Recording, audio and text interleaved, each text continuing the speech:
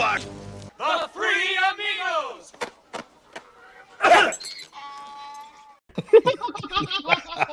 All right. We got a proper intro.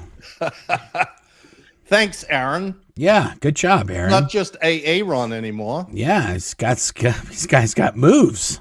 He does. My pleasure. So which one are you of the Three Amigos? Well, of course, I'm the shortest, so I'm Martin Short, and then you guys can fight over who gets to be Steve or Chevy. I think I resemble Steve Martin more than Chevy. Okay. There you go. There you go. The hair. So I you're tried to Photoshop our faces over the bodies on the thumbnail, and I'm not good enough at doing that. It looked terrible. Yeah. If somebody is super skilled at Adobe After Effects, you guys can put us in there and send us that video back. Okay, that'd be nice. Yeah, I would definitely use that. So last week on this stream, the Bucks-Cowboys game was going on, and they showed Hulk Hogan at the game in a box. Then they showed Tom Cruise at the game in a box, and people were freaking out that Hulk Hogan was at the game with Tom Cruise. But it turned out that was not actually true, was it? No, they just cut it.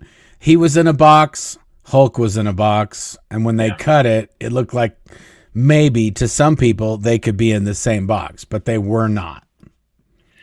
I think Tom Cruise would never let himself be imaged side by side with the Hulk, because the Hulk is like 6'5", 6'7", and Tom is 5'5", maybe. And at least Hulk Hogan looked like he was having a good time. He was in a box with like 30 people. Tom was literally in there by himself. I mean, who the hell goes to the game and stand in a box by themselves? Pretty awkward. Seriously, have you ever been to a game in a box, Aaron? Yeah. It's amazing. It's not something you do solo. You do it with like 10 people at least. Jesse, unless you're Top Gun. Yeah, unless you're Top Gun, then you're just riding up there solo because you killed Goose. Mike is a silver fox, according to Jesse Schaefer. Okay, Jesse. There you go. Hey. Enjoyed the book. Yeah, and people were messaging me about that Hulk thing. Like, I can't believe they got him in. And I was like, whoa, we don't even know he was with him yet. Take it easy, guys. Man, that went from like 0 to 100, like, boosh. Yeah. But the Hulk Hogan thing's been getting some traction. I don't know if you saw a video I did earlier of a guy named Jim Cornette, who's a legend in the wrestling world. And he's got a very popular podcast. And he was reporting something that had been reported about Hulk. And I loved it. It was awesome. How about the part in the thing where one of the guys in the podcast mentioned holding the cans for an auditing session, and the other guy's like, "So you need canned goods?" Yes, it was amazing. And I do think you had a good point. I think that, it's enough in the mainstream now that like they all knew something, like, and they'd seen Going Clear, or they'd read Going Clear, or something like that. But that other guy, he just seemed like he was clueless, but it was awesome that he was clueless because his comments were the best. Yeah, he seemed clueless, but I think it seemed like an act. Like, I don't know. When he said that thing with the canned goods, I was like, oh my god. Yeah, you're bringing in like showing up to session with some Jolly Green Giant, just like, hey, got my peas ready for session. Yeah. I don't know what's so hard about putting rumors like this to rest. I mean, it's almost like Hulk Hogan's afraid to come out and actually say something about Scientology, which is weird. Doesn't seem like a guy who would be afraid to say something like that unless it would be a problem for him to say something like that. And why would it be a problem for him to say something like that? You know what I'm saying? Well, it's a very interesting culture we live in these days. Depending on what you say to who, you could get canceled by that little group there. Yeah, that's true. I mean, and he lives right there, right? Doesn't he live in Clearwater? Yes. Yeah, on the beach where there's no Scientology. I know, but the thing he would not get canceled for, Mark, is saying, "Hey, I'm not a Scientologist. Those people are fucking nuts." I understand. Not get canceled for. I understand, but I don't know if there could be business relationships he has. There could be other things that we don't know about that he has to delicately kind of dance through these things. Well, the thing we do know about that is a fact is that he is dating Sky. I get that. Yeah. So I think that you can draw plenty of conclusions from that. Because had he decided that Scientology really was no good, that relationship would not be continuing. Is Sky not an individual enough that she can just say, okay, fine, screw those guys and go off with the Hulkster? Maybe. I don't know. I mean, maybe the worst case is just awkward Thanksgivings. That could be.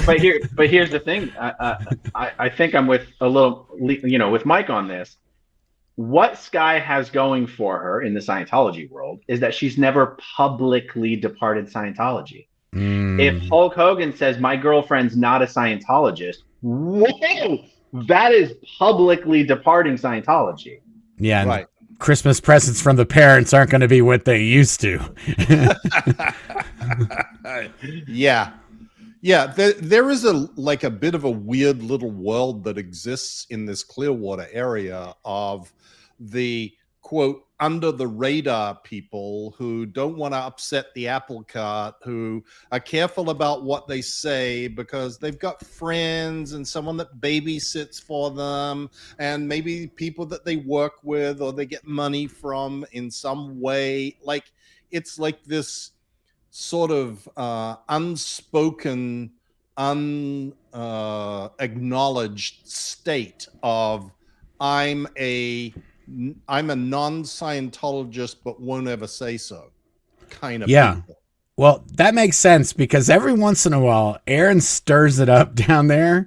And I have people that I know kind of on the peripheral that they're still in, like they're in good standing and they secretly talk to me.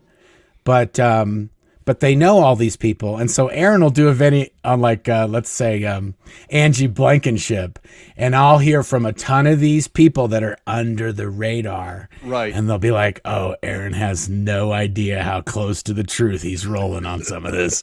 Like he's making educated guesses that are dead on. But, they're like, I mean, I've heard from people that intimately know what's going on with some of the people that Aaron talk about, and it's just like they can't say anything publicly. So right, yeah, I could definitely see. And it's funny because Angie and Sky hang out at a lot of the same places. I know, and that's what made me think of Angie because I was like, isn't Angie hanging out at Hogan's Hangout and the same cigar bar? They're going to a lot of the same spots. Yeah, just on the subject of Angie, for people that don't know who Angie is, Angie Blankenship is a person who was formerly one of Miscavige's main attack dog lieutenants. Back in when I was in the hole, Angie had been assigned to the hole, but only after she was, the chosen one of David Miscavige for some time. And when she got put in the hole, she became the hole in charge. That was her official title, hole in charge. But wow, there's a lot of sorry, but I mean, Aaron is literally losing his mind not to say something right now. No, she's in charge of the hole. Which one? Oh, there it goes. Here we go. He's off. He's off. He started. But she then, in good Sea Org style, went off and had an Alt 2D, an extramarital. Well, I guess she wasn't married by then. She was the husband was. The guy was. Yeah, but she had an affair with a guy who was in Los Angeles from a big Scientology family. What's his name? Blake Mooney. Mm-hmm. Is that his name? Yeah. Anyway, she ended up getting pregnant and then leaving the Sea Org.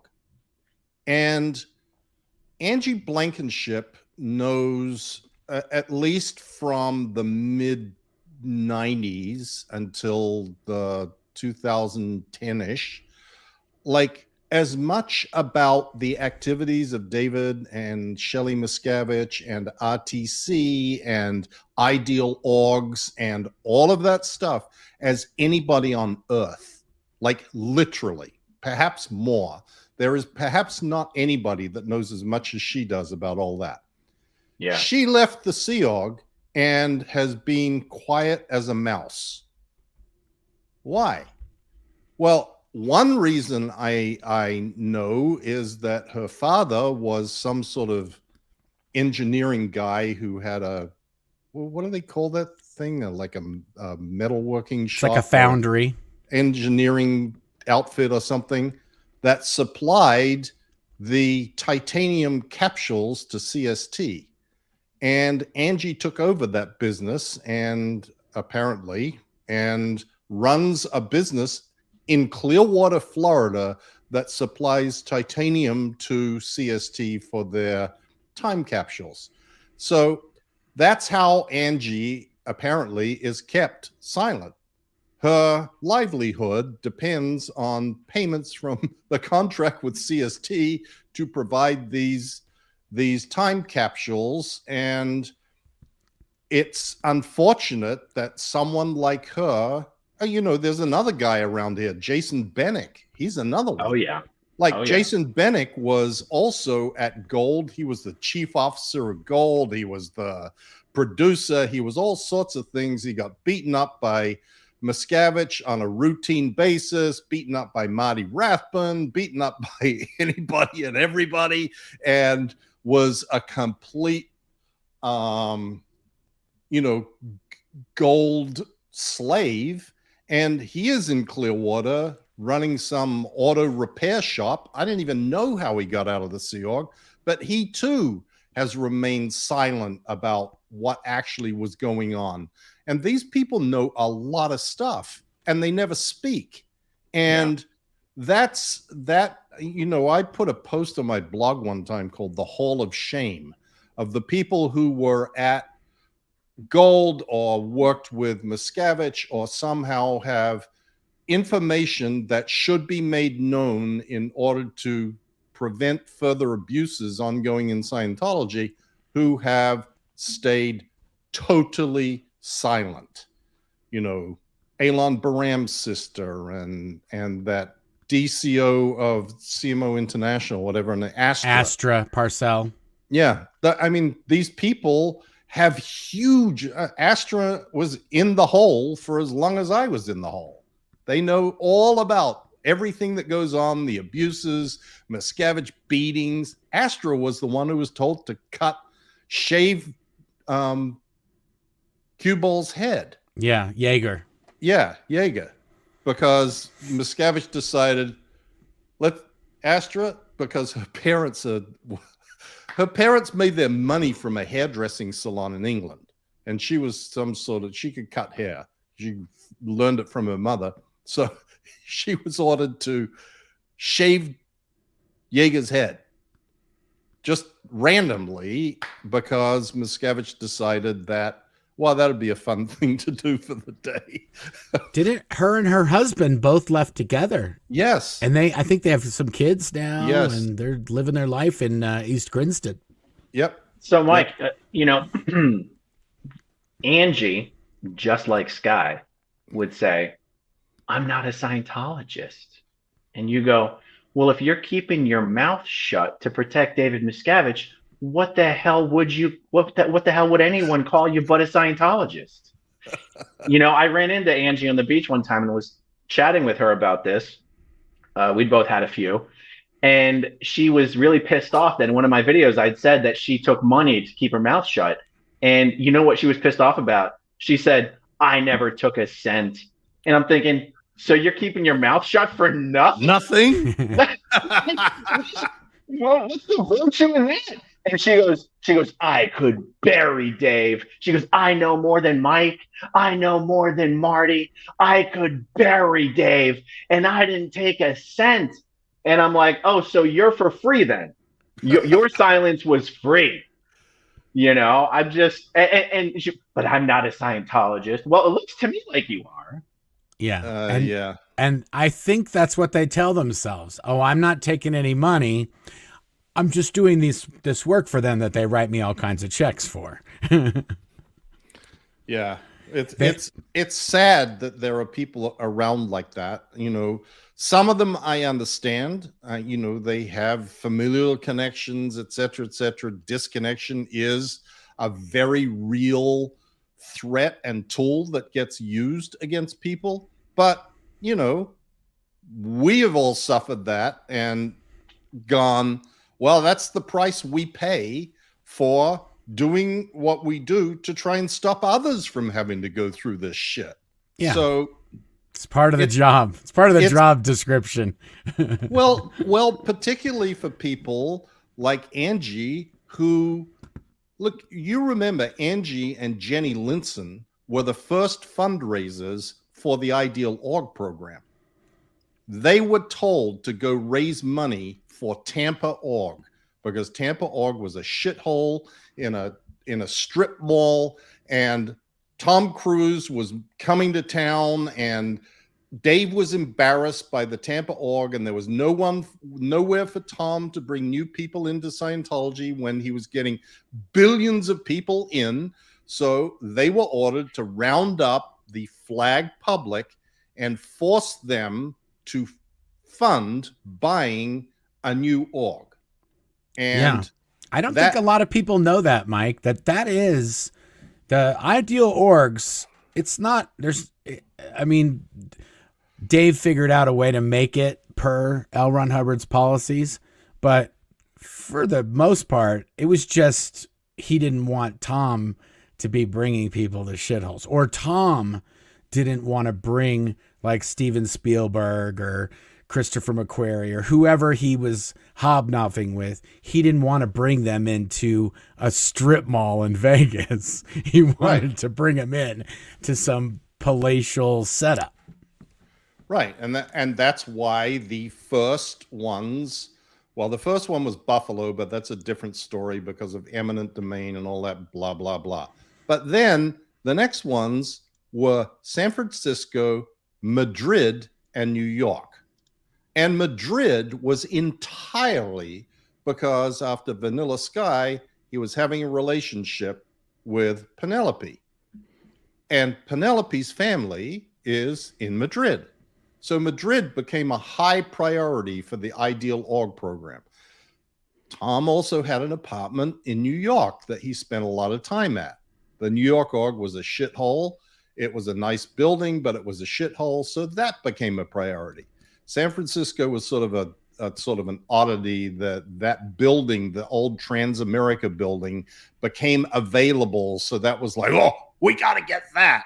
That's like, oh, wow, that would be amazing. But this program was, like, I've written about this a lot. I even wrote about it a bit in my book about this program was like another one of Miscavige's strokes of evil genius, because he presented it to the Scientologists who were asking repeatedly, sir, where is OT 9 and 10? Where is OT 9 and 10? And he had originally said that OT 9 and 10 would be released when all orgs reached the size of Old St. Hill, which was Hubbard's thing from the 80s about making all orgs as big as the Old St. Hill, where they'd be flourishing and prospering and everybody would be paid and there'd be hundreds of people and blah, blah, blah. Okay, so the years went by and not one org made it to the size of Old St. Hill. So then the public are going, well, this ain't ever going to happen, so fuck this. We're done. And so he came up with a new thing and presented it to them as the reason why orgs aren't making it to the size of Old St. Hill is because they are actually set up to fail. And the reason that they are set up to fail is they can't perform all of their functions, because they don't have the space to perform all their functions and all of the activities. And he made this analogy and said it would be like an auditing room. You're going to have an auditing room in a broom closet with no e-meter and no door. You can't deliver auditing like that. So we have to have these ideologues. And his real stroke of genius was telling the OT8s that they were the ones who were responsible for building an ideal org in their zone. So anytime thereafter an OT8 came up and said, when's OT9 and 10 going to be released? His automatic response was, is your org ideal? And if it was, well, what about the rest of them in your state? Can't the world? And this has been going on now since 2003. And it has probably generated $1 billion worth of revenue for Scientology. Oh, yeah. And these places are all empty. Like they are empty. Oh, it looks like Aaron switched his mic back to the right one. I did. Yeah, my mic was not being recognized, so now it's good. I'm like, wow, Aaron's mic is rough, and then you just start talking. I'm like, oh yeah, no, it's good now. I had to read the chat to find out about it. Thanks, guys, much appreciated. Yeah, but so even the story you're telling about the Ideal Org fundraising and how it really started and everything, that's just an example of something that Angie could, by speaking about that from her own personal experience of authority, would help so many Scientologists go, oh, yeah. And even when that. Yeah. And even when her and Jenny were doing this fundraising, like there was a guy in Buffalo. Is it Scroy? Joe Scroy? Yeah. Yeah. So when we were, I was still there when they did the Buffalo. That was in 2003, 2004. But it was like, well, this guy's got to be up front and to the event crew, and you guys better make sure that he gets in a really good shot of him up front with all the people in the front row, all the celebrities or all the VIPs, because this guy basically paid for this place. Like whatever amount they got through eminent domain and all that other nonsense by selling their other building and getting that building, they still needed a few shekels after all that. And it was really one guy who gave a bulk of it. Right. And the eminent domain gave money to purchase a building, not the huge building that they ended up buying, and certainly not to install marble and hand-woven carpets and all the other bullshit that goes along, or the AV, the Div 6 audiovisual the robots. presentation robots. So that's the case everywhere. The Ideal Org program has become a status program for Scientologists. The thing that really pushed it over the edge for me, that these orgs were like small and failing, even though we're at the end base and we're being told these are great, these are great, these are great. When they did Buffalo, we got this, I want to say it was like a $20,000 or $30,000 projection screen for their auditorium. And about, let's say 6 months after the place opened, they were like, we need a new screen. The old one got burnt up. And I was like, how does the screen get burnt up? Well, they put a air conditioning, like a heating unit up in the ceiling where the screen rolled up, and that thing cooked the screen. But the reason it took them 6 months before they found out is because they never used the screen in 6 months. And they went and they rolled the screen. Like somebody's like, we're going to do a video. We're going to do a graduation in here or whatever. They had 7 people that they were going to play a video for, and they rolled it down, and it was just charcoal. And but so then I thought, well, you guys haven't used the theater in 6 months or however long it was. And it was just like, wait a minute, that's like an every week kind of thing.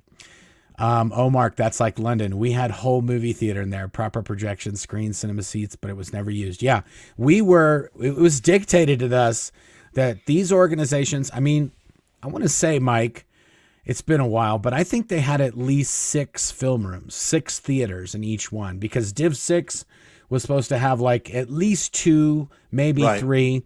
And then they're supposed to have a tech film room. And then they're supposed to have an auditorium, which is kind of like a multi-purpose room where they can do graduations and they can do all these other things.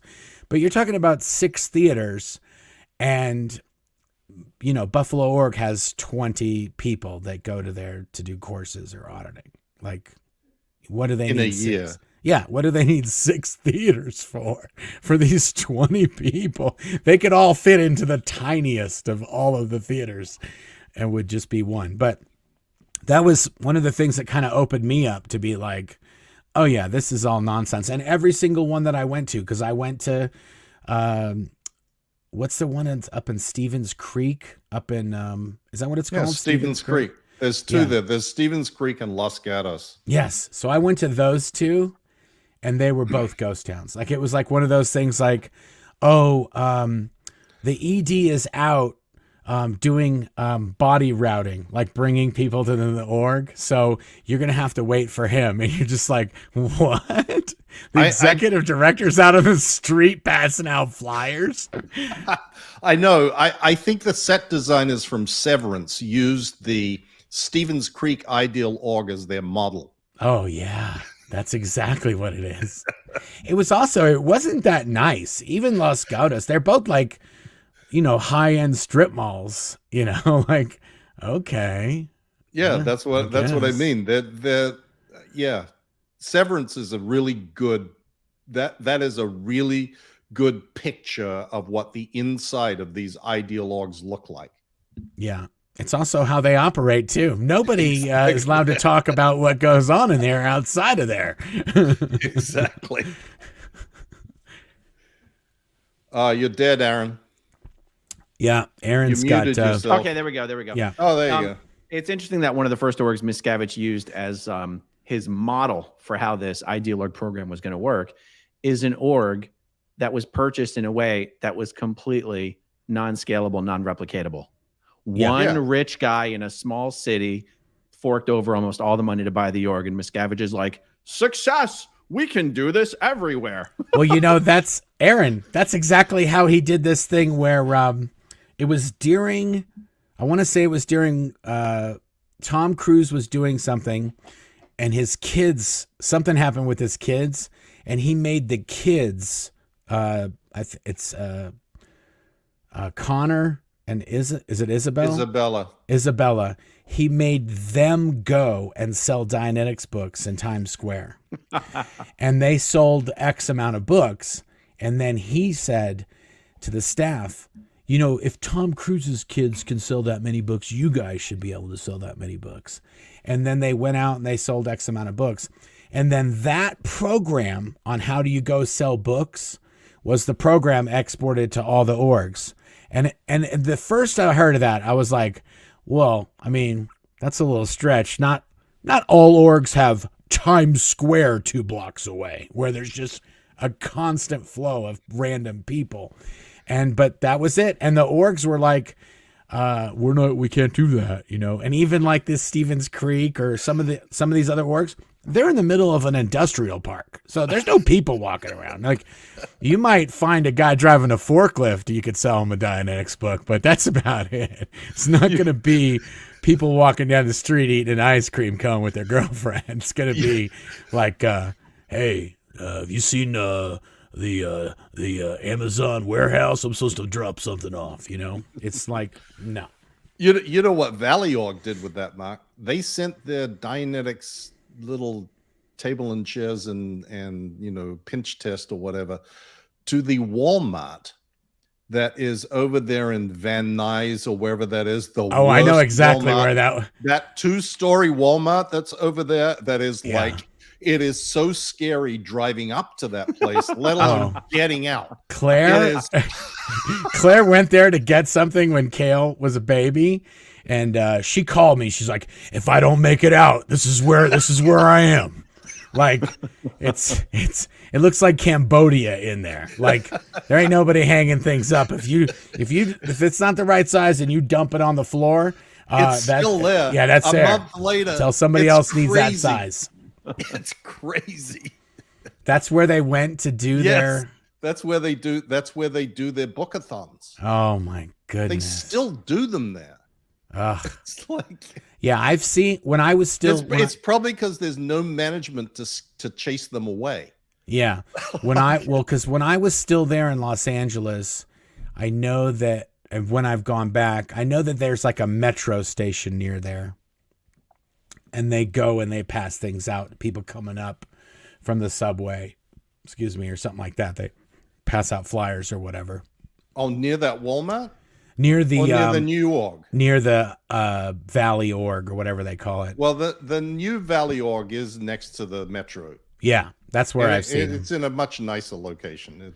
So this is actually a funny question that's on topic here. So Catherine S. says, I was at Stevens Creek. It felt way busier pre-ideal because it literally was. Why did they build KTL LOC course rooms when it's a course that orgs don't even deliver anymore? It's a great point. Just building stuff that allocating space that doesn't not have any use. Well, there's briefing course rooms in Asho too. Yeah.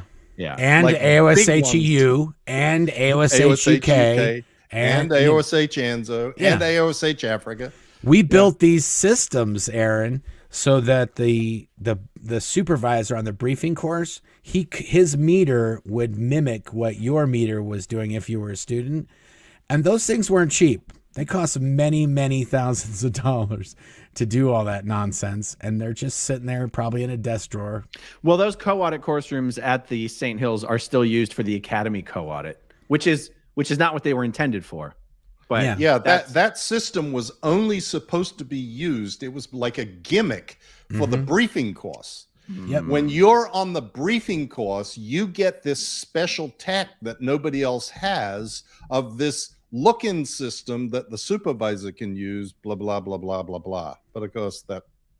Do you know what's funny, Mike? It's Miscavige himself who denigrated that system in a way. This was when I was in LA, when I was in the Sea Org at ASHO. This was around 2003 or 2004. Miscavige had done a walkthrough and figured out he knew what was wrong with the whole pack base. And he sent a letter to ASHO going, you guys have this tunnel vision and everyone's super specialized. And you're like, I wonder who said we were supposed to do that. And he goes, you should be offering the same academy courses LA Org is offering, but having a superior service image. So essentially, you guys aren't going after the same public.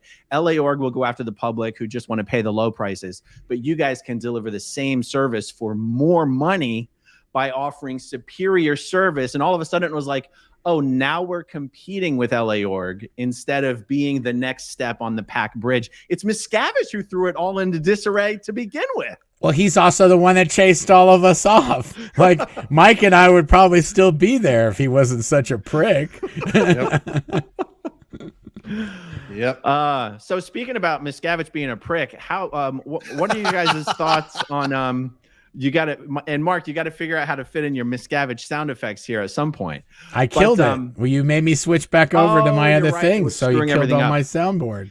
So there was a hearing this week to determine whether Miscavige was going to be ruled served in the labor trafficking lawsuit against him and some Scientology entities. We're still waiting on a decision on that.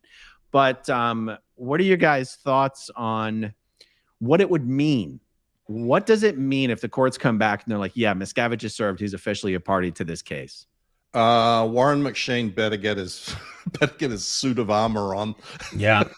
Like whoever's in charge of Dave not getting served, that person's going to have a bad day.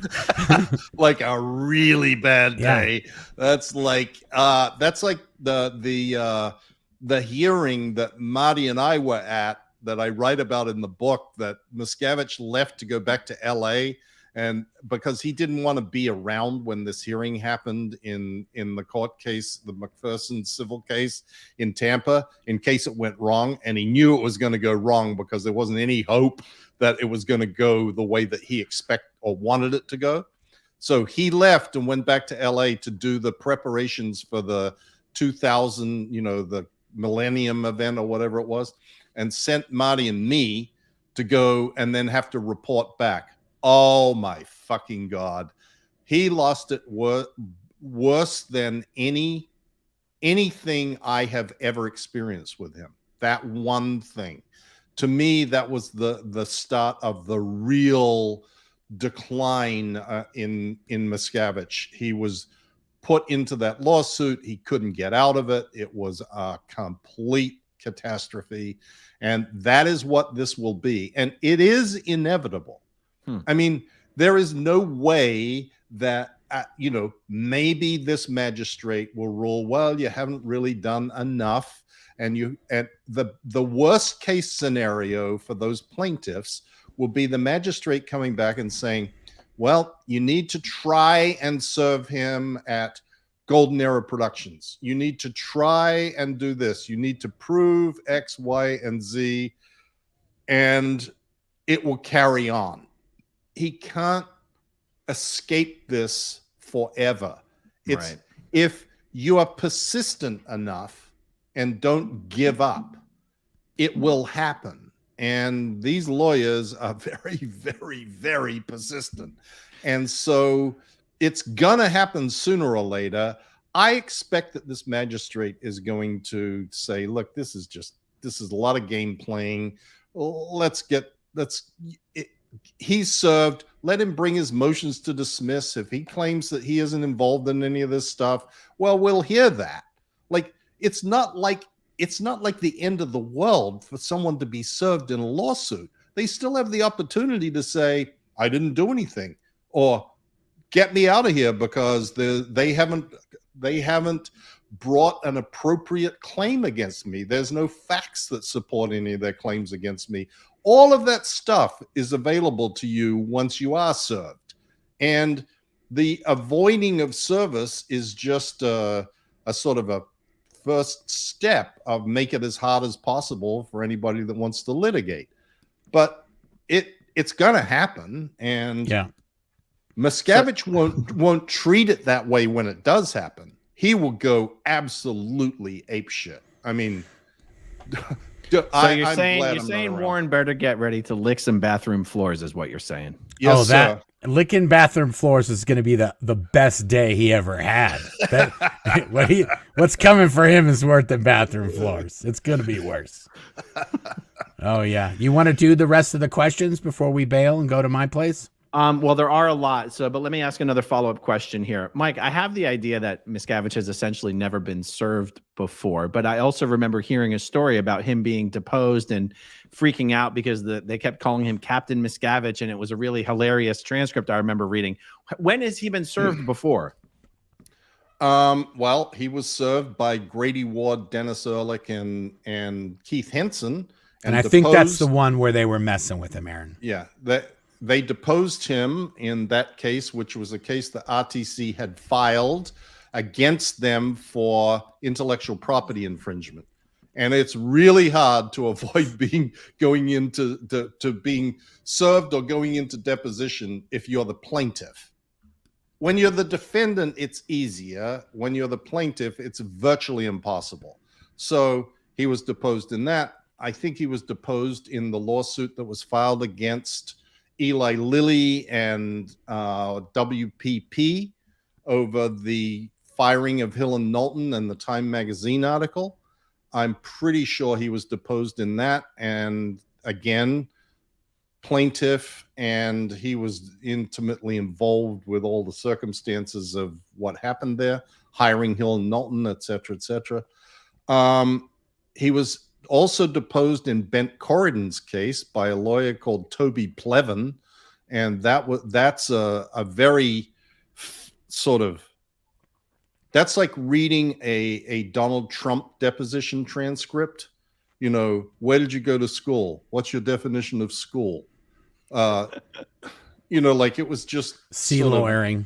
It was just ridiculous, and that was way back early on. But he has not been, nobody has managed to rope him into any lawsuit where he has had to testify since he testified and he voluntarily testified in Toronto in the criminal case against the Guardian's office there when we went there in whenever that was, sometime in the 90s. Interesting. Okay, I'm scrolling through because there's so many questions, it's hard to pick one, but this one is at least has a pretty short answer, I think. Billy Tulipin on 60 Minutes Australia, Mike said Shelley missing at TC wedding was like Philip turning up without the Queen. Why was her absence so shocking if she wasn't a public figure and marriage is not relevant in Scientology? Why was it so shocking? Because she showed up everywhere. She was David Miscavige's shadow. She was with him at all times. everywhere. She was the gatekeeper, the controller of the flow of information to him, the person who ran around after he went and beat people up and made sure that they had a Band-Aid. She was and she was also the person who attended all of the external events with him.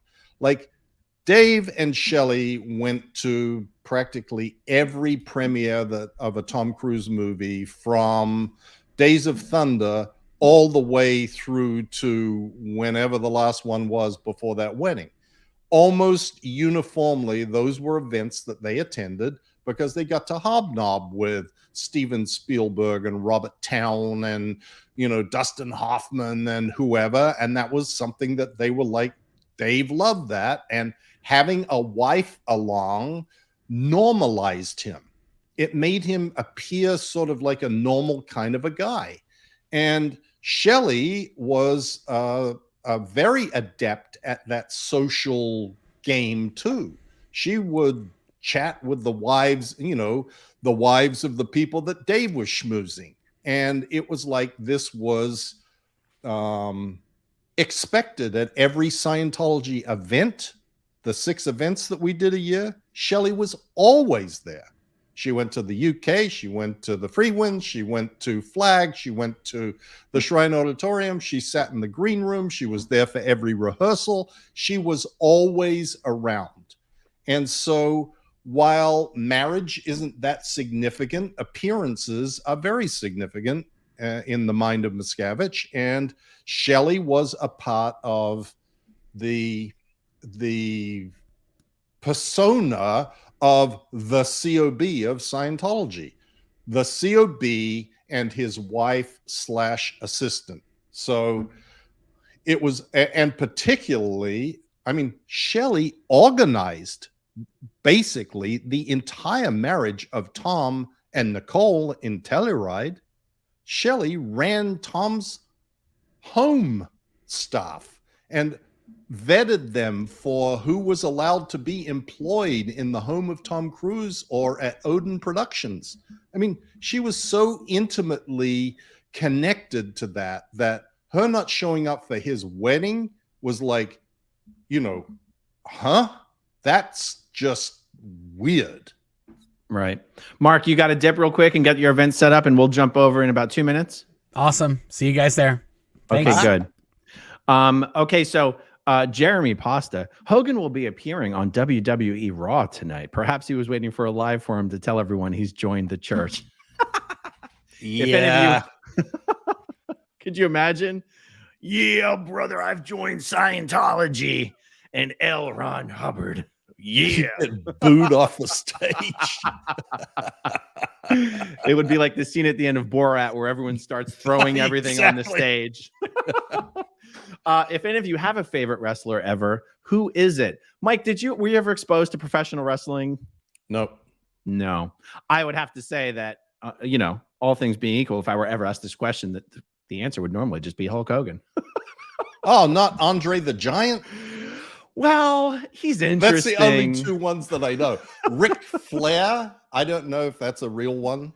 Do you know Ric Flair still hangs out with the Hulk and comes to the karaoke's at Hogan's Hangout on Clearwater Beach? There was a guy when I was growing up in Australia, Aaron. There was some sort of wrestling there, and his name was Killer Karl Kowalski. That's the only name I remember. Okay, so we have seconds before we're going to jump over. Guys, as soon as I end this stream, you're going to be automatically redirected to Mark's channel where we're going to finish part 2 of this chat. But let's do something. Well, actually, okay, I'll do this real quick. Okay, when people from other countries come over to work for Scientology, do you get citizenship or just a visa? You get a visa. You get citizenship if you can marry somebody and go through all the hoopla. Yep. Awesome, guys. Thanks for doing this with us. See you right over on Mark's channel. Bye-bye.